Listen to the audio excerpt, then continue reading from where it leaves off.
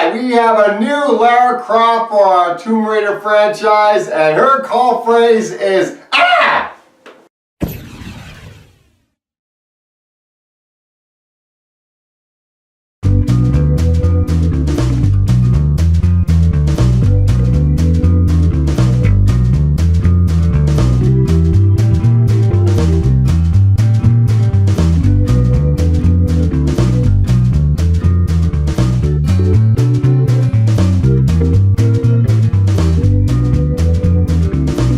Tomb Raider 2018, directed by Roar Uthaug, starring Alicia Vikander as Lara Croft. She is the daughter of this very rich man named Lord Richard Croft, and he's been gone for a very long time. He disappeared and he's been presumed to be dead, but Lara is not ready to accept that he's dead. A friend of the family who's in charge of the estate, Anna Miller, played by Kristen Scott Thomas, has been pressuring her to sign the necessary papers to collect the inheritance and deal with the fact that Richard is dead, but Lara doesn't want to do that yet, so she's been living on her own, doing sparring and doing some other stuff to get money. She likes to go on these bicycle races. And eventually she starts trying to pick up the pieces, following the breadcrumbs, so to speak, to find out what happened to her father. She finds out that her father went to this lost island somewhere off the coast of Japan. So she gets a friend named Lu Ren, played by Daniel Wu, whose own father went with Richard to find this island, since there's some tomb, the tomb of Himiko,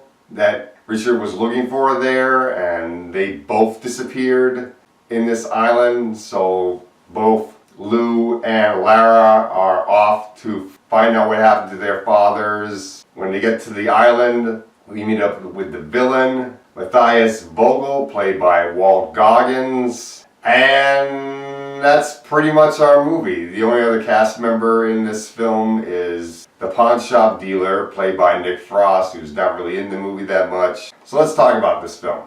Now, I like the movies that Angelina Jolie did, those two Lara Croft films, even though the second one, Cradle of Life, was not a very good movie. Even the first one is not that good either, but I do enjoy them as guilty pleasure films. And I was curious about this new Tomb Raider reboot, and I was hoping that this movie was going to be one of the movies that was going to break the video game movie curse, because we never really had a really good video game movie, really. Most of the video game movies have been all garbage, or pretty much movies you can just enjoy as guilty pleasure movies, really.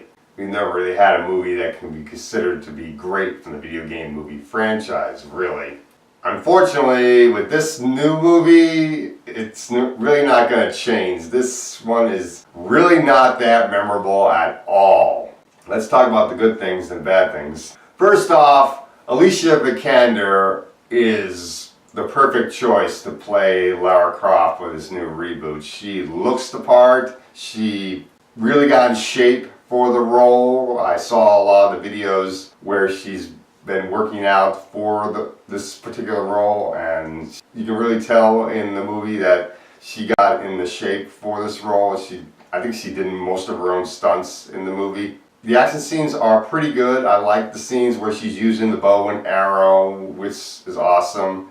Daniel Wu, I thought, was okay in the movie. He wasn't that great, but I thought he was pretty good. Kristen Scott Thomas really doesn't bring that much to the movie. She's really not in the movie that much, so she really doesn't make that much of a memorable mark to the movie until the very end, when there's some type of twist coming up. Nick Frost, he's barely in the movie, which was a little bit of a shame, but then again, I didn't really expect there to be that much from him. I was hoping to get a little bit more from him than just 2 scenes, really. I did like how the island looks. The island looks really good, and I did like the plane scene where Lara is jumping on the deserted airplane and And that particular action scene I thought was one of the best scenes of the film. But let's get to the negatives of this movie.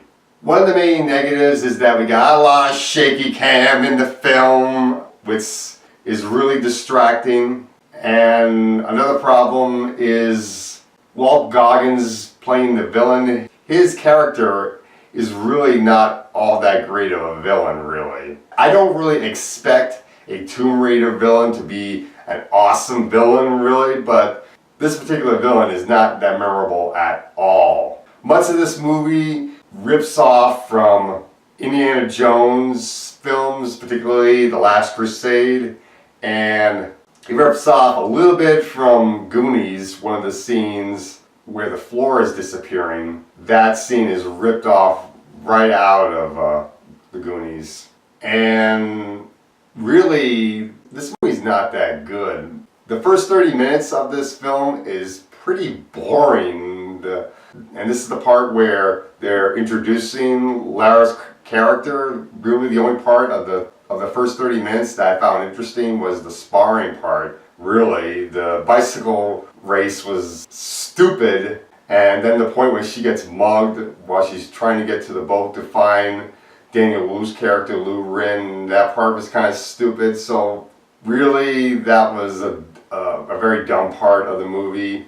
And the movie really doesn't get interesting until she's on the boat heading towards the island. And then at that point, there are some parts that do tend to lose my interest there also. Then there's the call phrase that this new Lara Croft has, her grunts. Ah! Ah! She does that a lot in the movie. She does this particularly during the action scenes of the film. I thought she really overdid it with the grunts. I didn't mind it the first couple times that she did it, but after a while it was really getting annoying, and I thought that she didn't really have to do the grunts that often, really. I did like when she was on the airplane and when it was getting really suspenseful, she says really, as if to say that she didn't think it was going to be this hard to get out of the abandoned airplane. But they really didn't have to overdo it that much with the grunts. So this movie really doesn't break the video game curse. It's really not that good of a movie. It can be debatable whether or not this movie is better than the two movies that Angelina Jolie did. I mean, those movies were pretty silly and pretty cheesy. This movie has its own bit of cheese in and of itself, but it's really not that good of a film, even though Alicia Vikander is doing the best she can in this movie. So I'm going to give this movie a C+. I did enjoy the movie. I thought it was okay. I wouldn't mind seeing a sequel. They do a sequel bait at the end of the film. That scene in the trailer where they show the two guns, that doesn't show up till the very end of the movie. That's the sequel bait part. And I was really shocked and disappointed when I saw that the gun scene was at the very end of the movie. That's all I gotta say for Tomb Raider 2018. You're better off waiting until it goes to Redbox or Netflix and watch it that way.